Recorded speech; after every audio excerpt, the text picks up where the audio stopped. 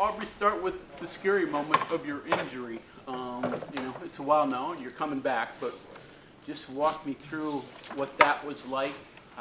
Were you scared at that point? What was it like? I was definitely scared. Probably one of the scariest injuries I had of my career playing football. Once I hit the ground, I knew something was wrong, but I didn't know how bad it was. Once I heard like the training staff coming over, they was telling me squeeze their hand. I couldn't do that. I didn't have much feeling in my hand. Once I heard that they had to get the stretcher, I knew it was something bad. Just happy to be here. Blessed. Thankful for the people in this building, the support system I have back at home, my family, the support system I have here. And now that I'm playing, I'm just excited to keep playing, moving forward. How long did it take before you knew it wasn't catastrophic? Well, when I was laying there on the ground, it's probably a good 5 minutes. Just hearing Zach, the trainer, he was with me the whole way through. But it probably wasn't that long until I knew. Like I said, just happy to be here though. Yeah, scary moment for everybody, scary moment for me, but just blessed. Did they tell you what caused it? I mean, as far as numbness and. The numbness and tingling. So I don't know if any of y'all watched the play, but as I was going down, my neck was kind of turned going in for the tackle. I'm not taught to tackle like that. Always have your head up, and I came in and my neck was kind of tilted a little bit, and that's probably what caused it. When I got to the hospital in Fort Worth, they was just saying it was a bad concussion. So that was the biggest thing I heard through that night was nothing's wrong with you as far as your nerve and all that is going to come back. The biggest problem is just you have a bad concussion. You just got to take it one day at a time. So. Friendly fire, right? Right. Yes, sir. Yeah. So your own guy got you. Yeah, he did. Yeah. But you don't brace for those, right? Those are the ones you don't really brace for. Right. Yeah. Sorry. Not necessarily as far as you want something like that to happen, but it's a part of the game. So you just got to be prepared for it when it do come to you. Trey joined you in the hospital. Were you guys together in there? We wasn't together. So when I got to the hospital, I was in a neck brace for probably 2 hours. So funny thing, Zach he's sitting right next to me. I'm just laying in a hospital bed, looking in the sky. He's giving me updates. So I heard about the first block field goal. Then the game kept going. I said, Zach, please be quiet. I don't want to hear nothing else about the game. Just tell me if we won or lost. Then probably like 5 minutes later, he like, you got a buddy's joining you. And I was like, who? He was like, Trey Lathan. That's when I heard what happened to him. And we wasn't together that night. But the next morning I woke up, I made sure I went to go visit Trey and made sure he was okay once I was able to like walk around in the hospital and stuff. When were you all clear after everything was done? Was it that Monday? So Monday? Yeah, I could have came back home to Morgantown, but Trey was going through a lot of pain, and I told Zach and stuff like, if we need to stay this extra day for him, I wanted to stay. I'm not in a rush or anything. I just want to make sure we all get back safe. How did you learn that you guys won the game? He actually told me. He was like, AB, they're about to kick a field goal. Then he was like, oh, we blocked it. We get in victory formation. And I kind of wanted to jump up, but then I realized where I was at and what I was going through. So I kind of had to be happy and just lay down and just be happy about it. From the point where you're on the field, they're telling you to stay still. The competitor, the athlete in you, are you wanting to test? Are you wanting to see, hey, what can I do? What can I feel? How hard is it to hold that back? It was really hard. Tears started coming out of my eyes. Once I knew I couldn't squeeze this in as much as I wanted to, the main thing they just kept telling me is to breathe in a situation like that. But as a competitor and playing a sport that you love, you want to get back on that field, but you also know like this is all a part of the game, and this can happen to you at any moment. You just don't want it to happen, but when it do happen, just keep your composure and just make sure at the end of the day you well and healthy. Does part of the sport help with that, from being coached, from being told what to do, time and again, knowing, hey, I got to do this? Yeah, most definitely. A discipline does tie in that. Like I said, my head was kind of tilted a little bit when I went to go make the tackle, and that's something that we're not taught. Like I said, you just got to learn from it and move on. What was it like knowing that you could play again, you know, nothing serious was wrong, and running out on the field there. Great feeling. Just because I want to help my team, help this defense accomplish what we're trying to accomplish. So once I heard that I was cleared and everything and was able to like get back to football, I was definitely excited about that. Obviously, I'm gonna be a little slow just from knowing that I got hurt, that it was a serious injury. So I was a little slow coming back first, like tackling and everything. But now I'm all back and I know I'm okay, so I'm healthy. When did I get cleared? After Houston, that first practice we had, I got cleared. So you didn't do anything the whole week at Houston, right? No, I didn't do nothing football related the whole week of Houston. Yes, sir. After the Houston game, that's when I got cleared. Any hesitancy when you got back out in the field? I mean, what you just went through, were you know, I don't know, fearful, but Right. hesitant? Yeah, definitely going to be hesitant. Just because that was a serious injury, and then that's something you don't want to happen. Like they said, we can't make this play. Like they can't go and replay the play and make me go do that hit again. It's just something I got to do. I got to go tackle somebody, just so I can get the feeling of hitting again. And once I got the feeling of that, I was full headed to go. Did you have to talk to anybody, any sports psych people or anything like that to help you out a little Dr. bit? Sophia. Yes, sir. She Helpful? helpful, real helpful. Thank her. I'm pretty sure everybody in this building is thankful for her and all the work that she put into and that she does for us. So would you characterize yourself now versus when you first came back in a different even mental space, now that you're to get fully back into it and not be worried at all about getting hurt again, or was that not a concern?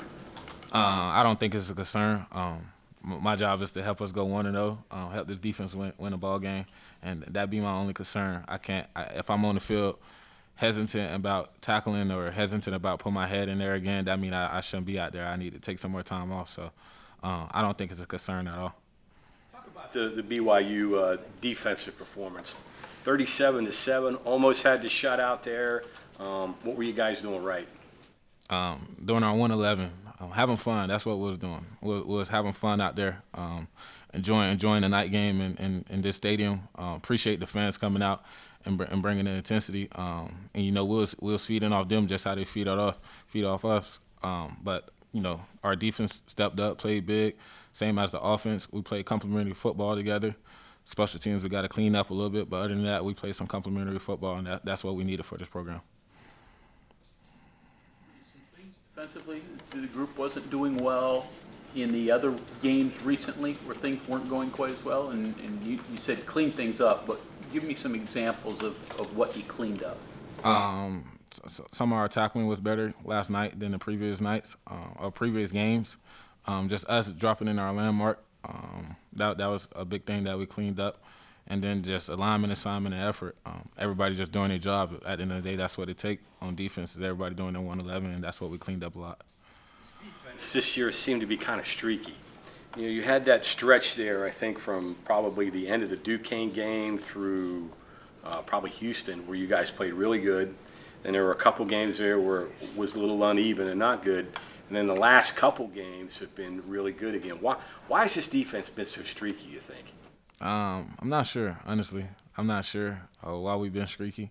But you noticed that, right? I mean, there have been some pockets there where you guys have been dominant, and there have been some times there where it's been a little shaky. I'm not sure why we've been shaky. We got to be more consistent every game, especially in November. We got to be consistent through these next 3 games if we want to accomplish what we want to accomplish. Give big thanks to our offense for always having our back. When we're not hot or on, they're always on fire, and I want to say thank you to them for always, going out there and putting some points up for us and us allowing us to give them a chance. Pretty important game coming up for you guys, obviously. What you went through, not to miss that. What does that add to you going into the Oklahoma game? As far as, say that again one more time. It's an important game. Right. You could have missed it, the way you got hurt, and now you're going to be able to play in it. What does that mean to you? It means a lot. Another big week for us. Primetime game on Fox, I want to say. Night game. My freshman year going into Oklahoma, that was probably one of the best atmospheres I've been to, since I've been in college. But like you said, it's a big week for us and big week, in general for our defense and our offense just to go 1-0 this week and chase what we want to accomplish at the end of the season. Was that freshman game, was that the walk-off field goal? Yes, sir, 16-13. Yeah, they got a walk-off field goal on us. Yeah, so that part was disappointing, but, I mean, defensively, you guys played a terrific game against a high-powered offense. Right, yeah, we did. Our freshman year, we came out punching first. I believe we got the ball first that game and scored first drive, and that gave the start. We didn't have enough to finish off. Walk me through the fumble this past week. Do you see that ahead of time? I mean, 'cause it looked like you intentionally punched it out. So, do you see that? Do you do that other times? And when you saw the ball loose, what's your reaction? So I have. You can ask a couple of guys on our team and the coaching staff. I do practice that at practice. Earlier today, Coach Scott came up to me. It was like about time you did that to the other offense. So that was a funny moment. But going through that play, actually, I seen him. How he was running with the ball. It was kind of loose. And I knew where Marcus Floyd was at. He was on my left side, so I knew I had help that way. So at this point, I'm just thinking go in and go head up and make the tackle. But once I see Marcus and Ant on both sides of me, I'm like, somebody got to go for this ball. So I put my hand in there, and once I felt my hand get underneath it, I was just like, yank it out. And that was a crucial moment for us, 2 minutes in the half, going into, them either getting points on the board. They was going to have some fuel coming out. So once I got the script and I took it out, I was thinking just get on the ball, just give it back to our offense, and I'm glad our offense was able to go put points up off of that. That was some complimentary football right there. Talked about that there was something different in the air before that game as a defense, and talked about replicating that going forward. Did you have the same feeling, and how do you go about trying to replicate that going forward to other games? Well, this week, since the start of November, our coach, if you want to win the championship, this is when you have to win in November. And that's just our whole mindset this whole November. We must win if we want to really get to where we want to get to. And then just that night game, that night feeling in Morgantown, I don't think there's no better feeling at any other place. Just seeing them fans out there, hype, loud, and we feed off that. And I want them to know, we really appreciate that when they bring that energy, because we feed off that and we make plays off of them. You're one of the veteran guys who played out there. You know the atmosphere. What do you tell some of the younger guys about Just keep your composure, and when the play comes to you, make sure you make it or do your best to make it, and just do your job. These fans, they're going to be here, they're going to get loud, you're going to enjoy moments like this, but at the same time you got to keep your composure, and that's my job as a leader and as a captain, just to keep everybody cool, calm, and collect, and play the next play. You haven't played in a bowl game yet, right? You were hurt. I was hurt freshman year going into Minnesota, so Now you're bowl eligible. I mean, you got things in front of you before then, but exciting that opportunity is going to present itself. No doubt. I definitely don't want to just go bypass that of us being bowl eligible. That's big. That sends some of the seniors out with an extra game going into the postseason, and that's just more film for everybody. Want to get to that next level. That's big for us. So I'm definitely excited about us going bowling. Obviously, you're in a bowl. Now the job is to go up the rung here and get to a nicer bowl, right? Is that kind of the approach? Right, yes, sir. Our defensive coordinator, Coach Leslie, said that this morning. He congratulated us on making a bowl game, but he told us the more games you win, the more exciting the bowl game is, the more gear you get, the more perks you get off of it. So, yeah, we're definitely one of right. Not necessarily gear, but that postseason gear be nice. Our freshman, we got a fresh new pair of Nikes in the Nike Tech jumpsuit, so you never could go wrong with that. That's something nice. And then they have the West Virginia on it, so not too many people have what you got. Well, the nicer the bowl, the nicer the gifts, right? Right, yeah, yes, There sir. you go. After going to being bowl eligible a couple times in your career, how does this one feel after that number 14 to begin the year? It feels good. It feels real good, honestly, just because we know we was picked that 14. They still show us that 14 that every single day. Every single day we step into this building, they're not letting us forget what was picked and what other people talked about us. So, just being bowl eligible and then being picked at 14 is a big for us in this program.